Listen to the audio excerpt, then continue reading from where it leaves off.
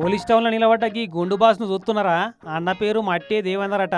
అన్న ఎందుకు గుండు కొరికిచ్చిండో తెలియదు కానీ 14 మంది తాన 18 లక్షల రూపాయల దాకా నున్నగా కొరిగిండట. ఇక సూర్యాపేట పోలీస్ టౌన్ ముంగట పడిగాపులు కాస్తున్నారు చూడు, వీళ్ళే ఈ గుండప్ప బాధితులు. నాకు మంత్రి ఉత్తమ్ కుమార్ సార్ తెలుసు, పొంగులేటి సార్తో మస్తు పరిచయం ఉంది.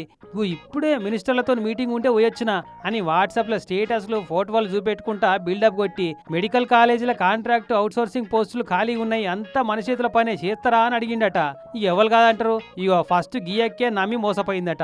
నాకు ఉత్తమ్ కుమార్ తెలుసు, నాకు వాళ్ళ స్టేటస్లు పెట్టుకోవడం, పొంగులేటి శ్రీనివాసరెడ్డి దగ్గర ఫోన్ చేస్తే నేను మంత్రి గారు మీటింగ్లో ఉన్నా, వాళ్ళ పిఆర్ మీటింగ్లో ఉన్నా, మీరు ఇప్పుడు ఫోన్ కట్ చేయండి, నేను ఇప్పుడు ఫోన్లో మాట్లాడట్లేదు, మీ మంత్రి గారు మీటింగ్లో ఉన్నా అని చెప్పి స్టేటస్లు పెట్టుకోవడము, ఇట్లా చెప్పుకుంటూ మోసం చేసుకుంటూ వస్తుంది సార్. నేను నమ్మినాం సార్. ఏదో టీవీ ఛానల్లో రిపోర్టర్ లెక్క పనిచేస్తున్నా నమ్మించి 14 మంది తాన పైసలు గుంజి ఏమాయ దేవేందర్ అని అడిగితే ఇక అయిపోయింది అగచ్చింది అని తప్పించుక తిరుగుతున్నట.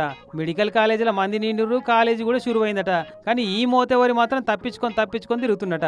ఇక ఇట్లా కాదని అంతా కూడా ఊరికి పోయి గట్టిగా అడిగితే బాండ్ కాయిదం రాసిచ్చిందట.